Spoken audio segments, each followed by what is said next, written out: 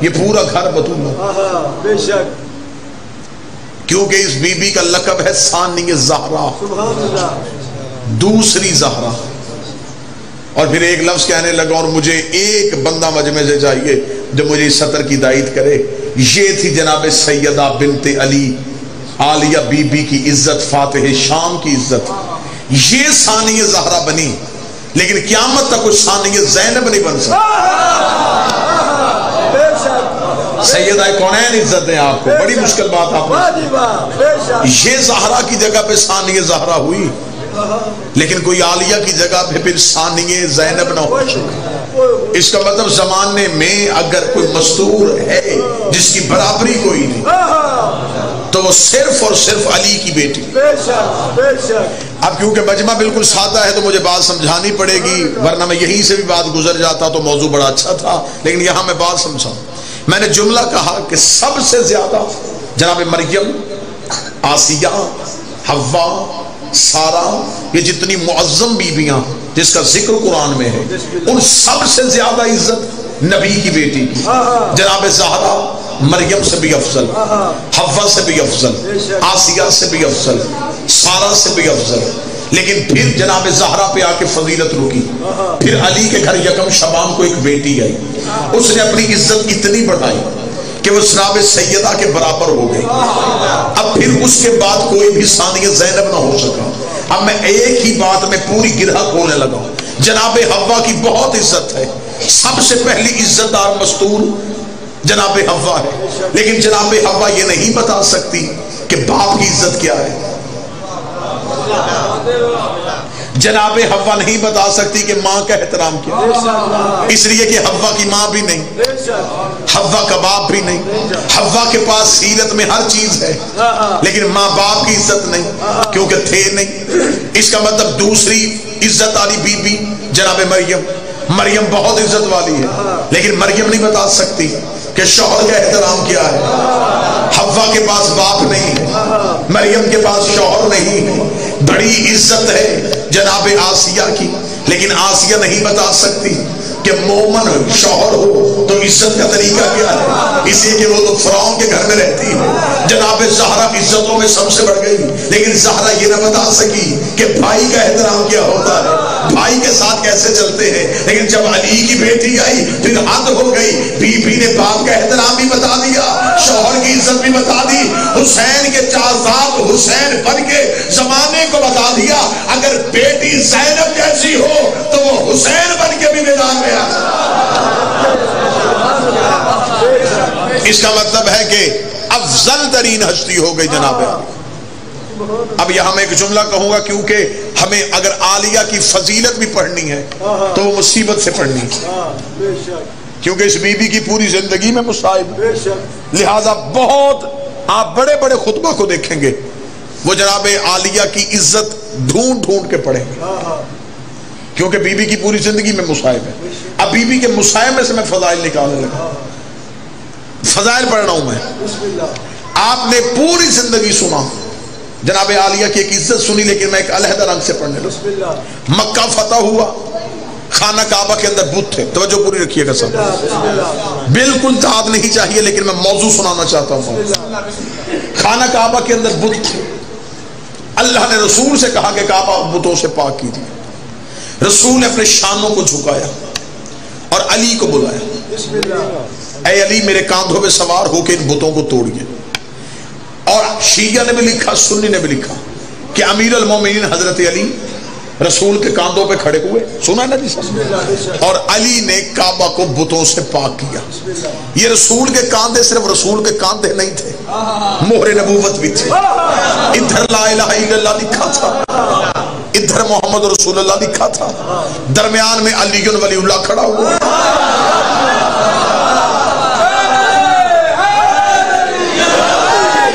لا الہ بھی قائم علی ولی اللہ کی وجہ سے، محمد رسول اللہ بھی قائم علی ولی اللہ کی وجہ سے، اور رسول نے مولا علی کے کاندھوں پہ کھڑے ہو کے بتوں کو توڑا۔ یہ وہ رسول ہے جو نیچے کھڑا ہے، جو رات کو عبادت کے لیے اٹھتا ہے اور خدا کہتا ہے یا ایھا المزمل قم اللیل الا قلیلا، اے کملی اوڑھنے والا نبی راتوں کو اٹھا کر لیکن تھوڑا، اس لیے کہ تو زیادہ دیر کھڑا رہتا ہے، تیرے پاؤں سوجتے ہیں، میں اللہ برداشت نہیں کرتا۔ جو اللہ نبی کے پاؤں پہ سوجن برداشت نہیں کرتا، وہی اللہ کہہ رہا ہے کاندھے جھکا، علی کو کاندھوں پہ کھڑا کر۔ یار میرے مالک رسول اللہ، یہ وہی علی ہے جس نے زمین پہ بیٹھ کے انگلی کے اشارے سے آسمان کا سورج کو ہٹایا تھا۔ علی زمین پہ کھڑے ہو کے انگلی کا اشارہ کرتے، بت پھر بھی گر جانے تھے۔ جو رسول انگلی کے اشارے سے چاند دو ٹکڑے کر سکتا ہے، کیا وہ رسول زمین پہ کھڑا ہو کے بتوں کو نہیں گرا سکتا تھا؟ طاقت نبی کے پاس بھی تھی، طاقت علی کے پاس بھی تھی، لیکن پھر بھی خدا کا حکم آیا، نہیں نبی تیرے کاندھوں پہ علی کو کھڑا کرنا ہے۔ رسول کے کاندھوں پہ علی کھڑے ہوئے۔ سنی کتابوں میں لکھا ہے، صحابہ نے آ کر رسول سے پوچھا، یا رسول اللہ بزرگ بھی تھے، آپ کہتے تھے کوئی اور صحابی علی کو اٹھا لیتا، آپ نے علی کو کیوں اٹھایا؟ اب اسی جملے کے لیے اللہ نے نبی کے کاندھوں پہ علی کو کھڑا کیا تھا۔ میں موضوع جناب زینب سنانے لگا ہوں۔ فرمایا یا رسول اللہ آپ نے علی کو اپنے کاندھوں پہ کیوں کھڑا کیا؟ فرمایا اس لیے کہ میرے علاوہ کوئی علی کو اس لیے نہیں اٹھا سکتا تھا، یہ امامت کا بوجھ ہے، سوائے نبوت کے کوئی اٹھا نہیں سکتا۔ یہ امامت کا بوجھ تھا، سوائے نبوت کے کوئی اٹھا نہیں سکتا تھا۔ اس کا مطلب کہ علی کو بھائی سمجھ کے نہیں اٹھایا، علی کو امام سمجھ کے اٹھایا۔ اور امامت کا بوجھ سوائے نبوت کے کوئی اٹھا نہیں سکتا، امامت کا بوجھ سوائے نبوت کے کوئی اٹھا نہیں سکتا۔ شہر ہوتا تو پوری رات اس جملے کی داد ہوتی، لیکن میں بے نیاز ہو کے تمہارے دلوں میں جملہ رکھنے لگا ہوں۔ رسول نے کہا یہ امامت کا بوجھ ہے، سوائے نبوت کے کوئی اٹھا نہیں سکتا۔ یہ جملہ یاد رکھنا، میں بی بی عالیہ پڑھنے لگا ہوں۔ فرمایا یہ نبوت نے امامت کا بوجھ اس لیے کرنا، یہ امامت کا بوجھ ہے، سوائے نبوت کے کوئی اٹھا نہیں سکتا۔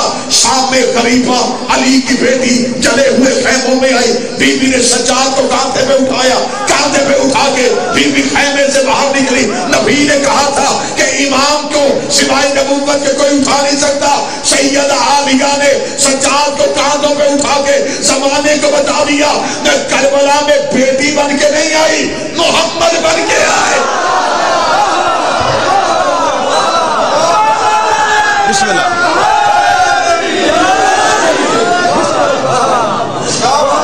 متوجہ صاحب، بی بی عالیہ کربلا میں جو سید الساجدین کو اٹھا، یہ بی بی نے پھپھی بن کے نہیں، محمد بن کے اٹھا۔ کتنی عزت تھی عالیہ کی کہ بی بی کے ہوتے ہوئے دو امام خاموش رہتے تھے، سبحان اللہ، بے شک۔ جناب سید الساجدین اور مولا باقر العلوم، دو اماموں کے ہوتے دربار میں خطبے بی بی نے دیے، بے شک بے شک، بازار میں خطبے بی بی نے۔ اب میں جملہ کہنے لگا ہوں، آپ نے ہمیشہ ذاکرین سے سنا، جب بی بی بولی تھی تو بی بی کا لہجہ اپنا نہیں تھا، ایسا ہی ہے۔ کس کے لہجے میں بولی تھی؟ مولا علی کے لہجے میں۔ اب اگر یہ مجمع میرے ساتھ، میں بڑا سمجھا کے موضوع پڑھ رہا ہوں تاکہ آپ کے دلوں میں موضوع اتار سکوں۔ بی بی بازار شام نے بولی تھی تو کس کے لہجے میں؟ مولا علی کے لہجے میں۔ اب یہی مجمع مجھے بول کے بتائے، معراج میں جب پردے کے پیچھے اللہ بولا تھا، کوئی ہے جو قدر کرنے والا؟ تو کس لہجے میں بولا تھا؟ علی کے لہجے میں۔ اس کا مطلب ہے کہ دو جگہوں پہ علی کا لہجہ استعمال ہوا، یا معراج کے پردے میں یا شام کے بازار میں۔ اب میری سمجھ نہیں ہے کہ وہاں زینب بول رہی ہے یا یہاں توحید بول رہی ہے۔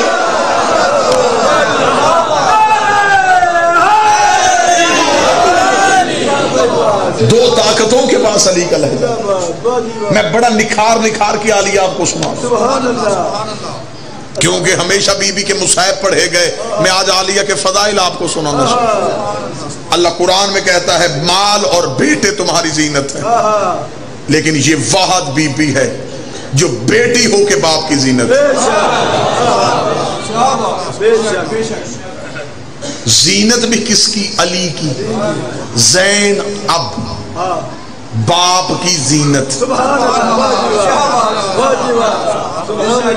اور میں لفظ زینت سمجھا دوں کہ زینت کسے کہتے ہیں؟ زینت کہتے ہیں سجاؤ کو، سنگھار کو، رسول نے فرمایا زینوا مجالسکم بذکر علی ابن ابی طالب، زینت دو اپنی مجلسوں کو علی کے ذکر سے۔ اب میں تمہیں سیدہ کا اسم سنانے لگا، رسول کہتے ہیں زینت دو مجلسوں کو علی کے ذکر سے۔ وہ مجلس نہیں ہوتی جس میں علی نہ ہو، اس کا مطلب علی ہے تو مجلس ہے، علی زینت ہے مجلس کی، زینت کے بغیر مقصد فوت ہو جاتا ہے۔ اب بی بی ہے باپ کی زینت، جیسے علی کے بغیر مجلس ہی اچھی نہیں لگتی، ویسے عالیہ کے بغیر فضائل علی بھی اچھا نہیں۔ موضوع پسند ہے تو میں سیدہ پڑھوں، میں بھی صرف یکم شعبان کا جشن آپ کے سامنے کھولوں۔ یہ جو مولا امیر المومنین کے گھر میں یہ جو قرآن کی آیت آج اتری ہے، اس بی بی کی عزت کیا ہے؟ مشکل سے مشکل دعا مانگیے گا، یقیناً اس موضوع کا تقدس اتنا ہے کہ دعائیں ضرور قبول ہوں۔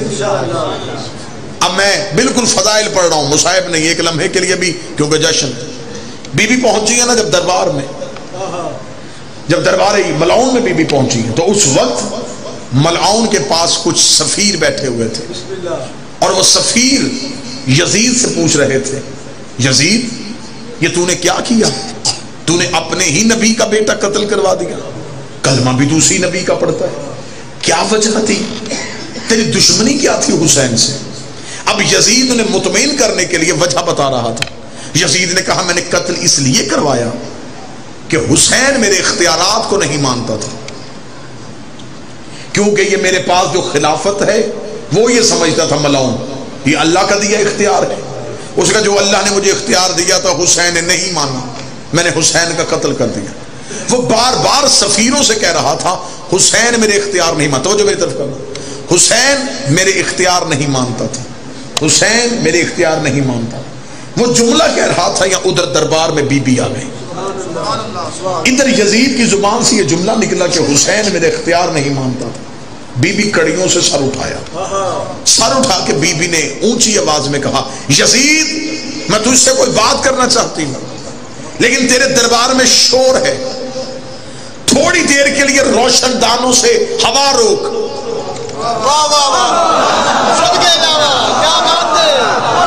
کیونکہ روشن دانوں سے ہوا آ رہی ہے، ہوا کی سرسراہٹ کی وجہ سے کان میں آواز نہیں پڑ رہی، تھوڑی دیر کے لیے ہوا روک۔ یزید علی اللہ نے پاس بیٹھے سپاہی سے کہا کیا کہہ رہی علی کی بیٹی؟ وہ کہہ رہا بی بی کہہ رہی ہے کہ یہ روشن دانوں سے ہوا روک۔ یزید دیکھ کے کہتا میں کیسے روک سکتا ہوں؟ سیدہ جو سننے کے لیے آیا، جو سیدہ سننے کے لیے آیا، یزید نے کہا میں کیسے روک سکتا ہوں؟ اتنا کہنا تھا بی بی 2 قدم اور آگے بڑھی۔ اب یہ دیکھنا، اب یہ بی بی دربار میں قیدی بن کے نہیں، خطبے کے خنجر سے یزیدیت کی شہرت کو کاٹنے لگی۔ بی بی کے ہاتھ میں خطبے کی دھار ہے، کیسے نہ یزید ڈرتا، عباس کی آقا زادی بول رہی تھی، جس کے سامنے غازی کا بھی سر جھکتا تھا، وہ شہزادی بول رہی تھی۔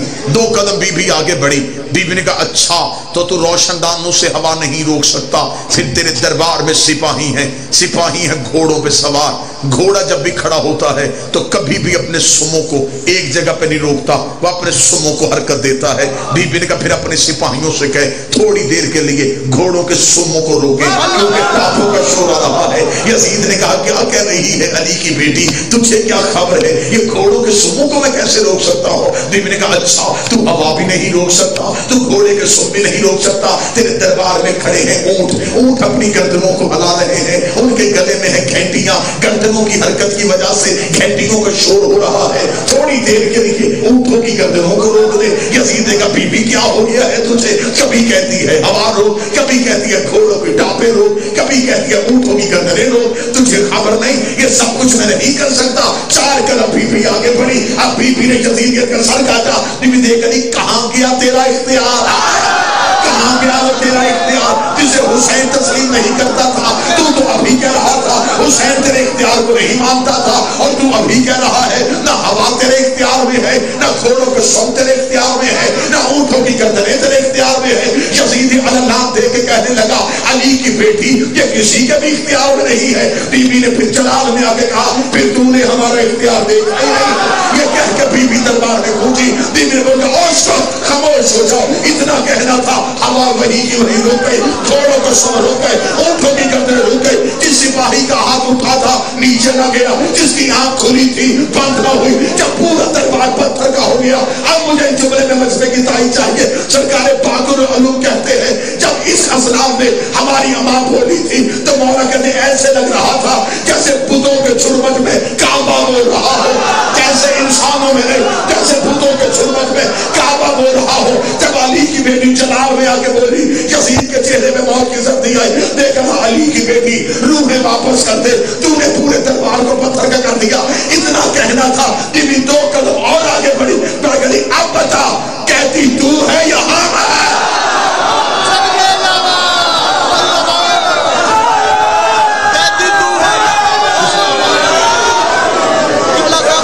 अब बता।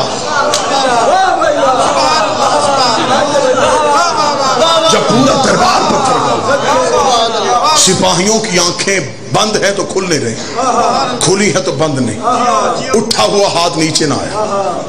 जब पूरे दरबार में ये आलम हुआ, बीबी ने यजीद की नापाक रूह वापस पलटाई। ये देख के कहता कांप के, बीबी इस दरबार को पत्थर का क्यों कर दिया?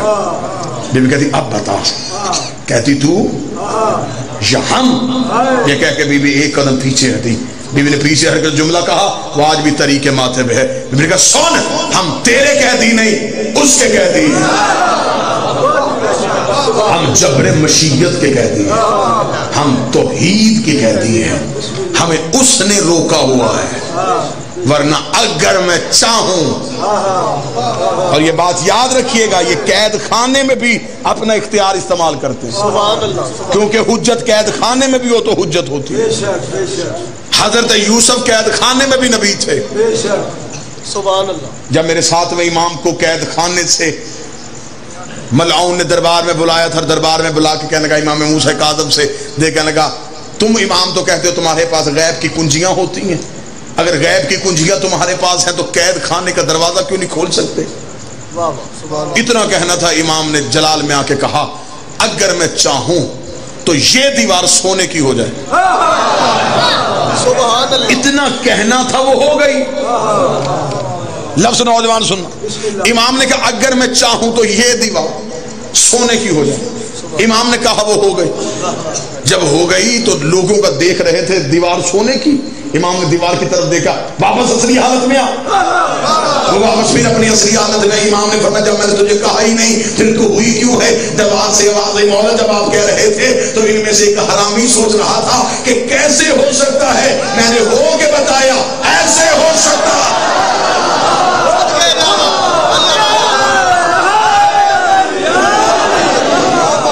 ये सोच रहा था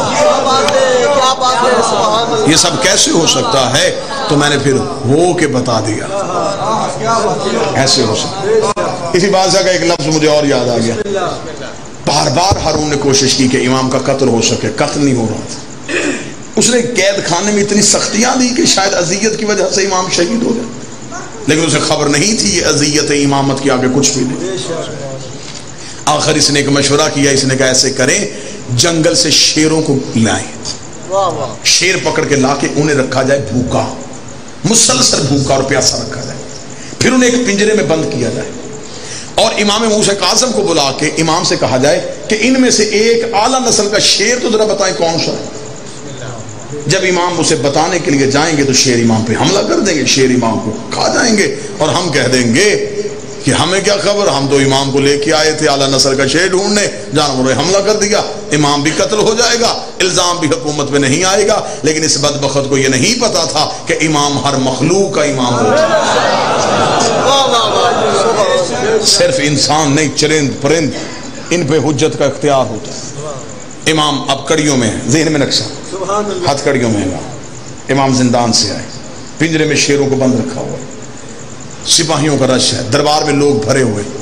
हारून ने कहा फरजंदे रसूल जहमत आपको इसलिए दी, मुझे अपने पालने के लिए एक आला नस्ल का शेर चाहिए, ये ज्यादा शेर ले आए हैं, इनमें से आप जरा तलाश करके बताएंगे कि आला नस्ल का कौन सा। यह कहना था, इमाम ने उसकी तरफ देखा, इमाम ने कहा अच्छा तो तुझे खबर हो गई کہ اعلیٰ نسل کی پہچان ہم ہی رکھتے ہیں.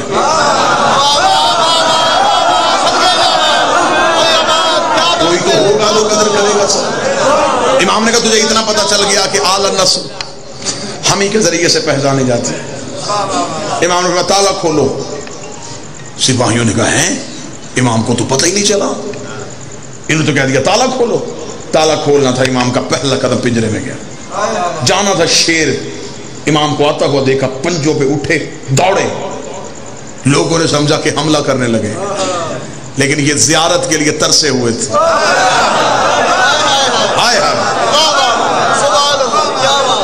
جو ہی امام کا پہلا قدم ابھی پنجرے کے اندر گیا ہے, یہ شیر دوڑے امام کے قدموں پہ آ کے اپنے سروں کو رکھا.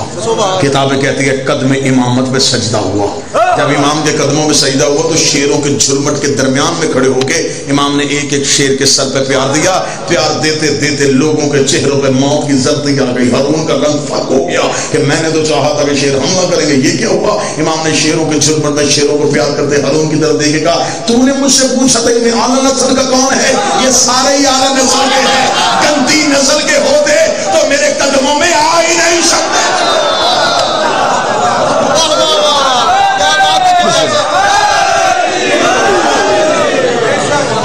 اس کا مطلب ہے جو علی کی بیٹی بولی بات تو بی بی دربار میں بھی تحفظ دین کے لیے بولی.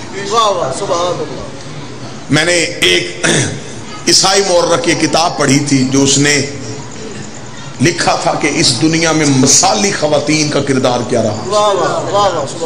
ایک انگریز اس نے کتاب لکھی جس میں اس نے دنیا کی ان عورتوں کا ذکر کیا جن کا کردار دنیا میں مثالی رہا.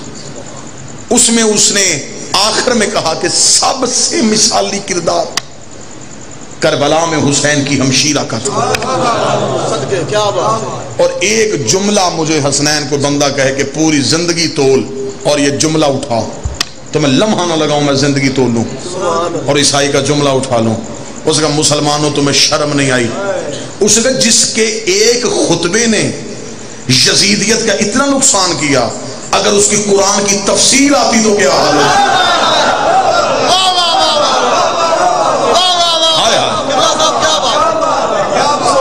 جو چند لمحے بولی اور اسلام کو منشور دے گئی. 2 خطبے آج بھی اسلام کے چہرے پہ چمک رہے ہیں. ایک رسول کا غدیر کا خطبہ, ایک عالیہ کا بازار شام کا خطبہ. ہاں میں جملہ اگلا پڑھوں گا اور مجھے چاہیے کہ مجمع میں سے داد کی آواز نہ آئے لیکن چہروں میں رونق چاہیے. ایک رسول غدیر میں بولے تھے, ایک عالیہ بازار شام میں بولی تھی. دونوں خطبوں میں ایک فرق تھا, وہاں ولایت پہنچائی جا رہی تھی, یہاں ولایت منوائی جا رہی تھی. وہاں علی ولی اللہ پہنچایا جا رہا, یہاں ولایت علی منوائی.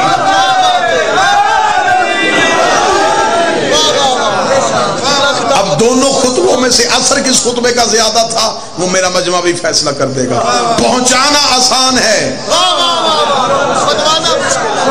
منوانا مشکل.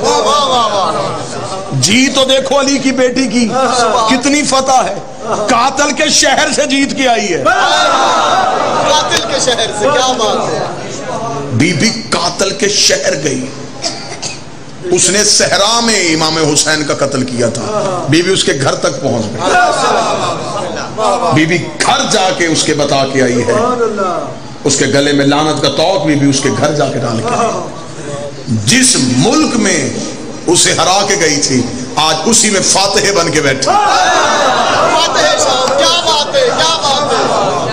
یہ جیت تھی. حسین کو شہید کربلا کہا جاتا ہے, غریب کربلا کہا جاتا ہے. عالیہ کو کہا جاتا ہے فاتح شام. شام فتح کیا. یہ شام وہ علاقہ ہے جو علی سے فتح نہ ہوا. مولا امام حسن کا دور گزرا, شام سازشوں کا گڑھ تھا, مولا حسن سے فتح نہ ہوا. مولا حسین کربلا تک رکے. اب محمد کے 2 بیٹے رک گئے. پھر میں اب جملہ کہوں گا, ہوتے تو خطابت میں جملے ہی ہیں پھر مجھے خبر نہیں کہ اس جملے کی کہاں سے تائید کا حق ادا ہوگا. جو کام محمد کے بیٹوں نے نہیں کیا وہ علی کی بیٹی نے کیا. کیا بات ہے، کیا بات ہے. وہ محمد کے بیٹے تھے، وہ مباہلے میں محمد کے بیٹے ہو. جو کام محمد کے بیٹوں سے نہ ہوا علی کی بیٹی وہ کام علی کی بیٹی نے کیا. بی بی نے شام فتح کر دیا. ایسے فتح کیا بی بی نے شام کہ یزید نے شام میں بیٹھ کے مولا حسین سے مدینے بیعت مانگی. علی کی بیٹی اگلے امام کا ہاتھ پکڑ کے شام میں پہنچی. اب میں تمہیں ہیبت دکھاؤں بی بی کی کتنی تھی، جلال دکھاؤں میری شہزادی کا کتنا تھا. آپ نے ہمیشہ سنا شام کی قیدن، آج یکم شعبان ہے، آج میں بی بی کے فضائل تمہیں سناؤں. کتنی ہیبت اور کتنی جلالت تھی میری شہزادی پہ. اب وہ اتنے مجمع سے مجھے انصاف چاہیے، اتنے مجمع سے انصاف چاہیے. کتنی جلالت تھی کہ یزید نے شام میں بیٹھ کے مدینے حسین سے بیعت مانگی. بی بی اگلے امام سجاد کا ہاتھ پکڑ کے شام کے قید خانے میں آئی. یزید اتنا ڈر گیا اسے سجاد سے بیعت نہیں مانگی.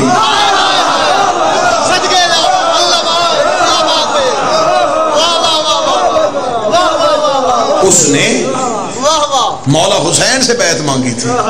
تو مولا سجاد بھی تو امام ہی تھے. سبحان اللہ. جو اختیار حسین کے پاس تھا وہی سجاد کے پاس.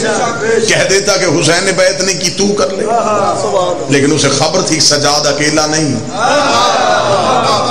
علی کی بیٹی بیٹھی ہے. یہی وجہ ہے جب یزید نے سجاد مولا سے کہا تھا میں قید آزاد کر رہا ہوں، مولا سجاد نے کہا فیصلہ میں نے نہیں کرنا،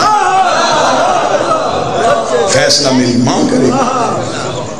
کیونکہ یزید سہما ہوا تھا علی کی بیٹی کے خطبوں سے. اتنا ڈرا تھا، وہ چاہتا تھا بی بی شام چھوڑ دے. بی بی نے کہا اب جاؤں گی تو پھر آؤں گی، جب پھر آؤں گی تو پھر کبھی نہیں جاؤں گی. شام میں راج کروں گی. اور شام میں آج بھی جو بشار الاسد حکومت ہے وہ نصیری ہے. اس وقت 2019 میں جو شام میں گورنمنٹ کر رہے ہیں وہ خاندان نصیری ہے. وہ علی کو اللہ کہتا ہے. کتنا جیتی ہے علی کی بیٹی.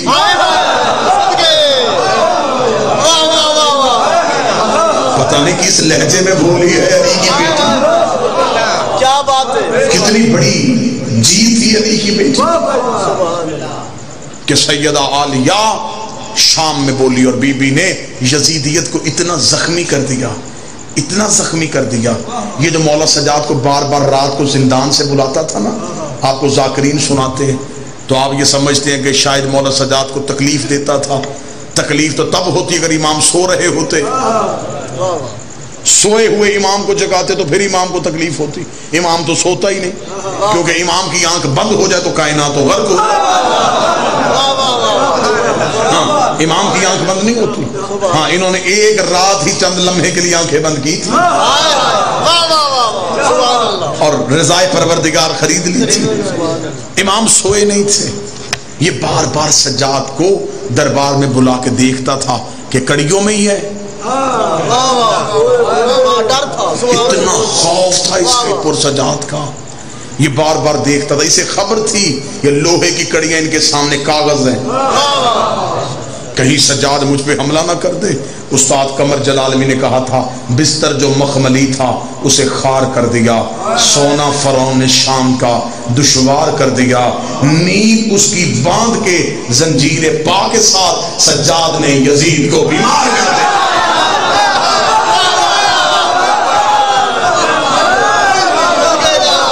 بستر جو مخملی تھا اسے خار کر دیا، بستر جو مخملی تھا اسے خار کر دیا.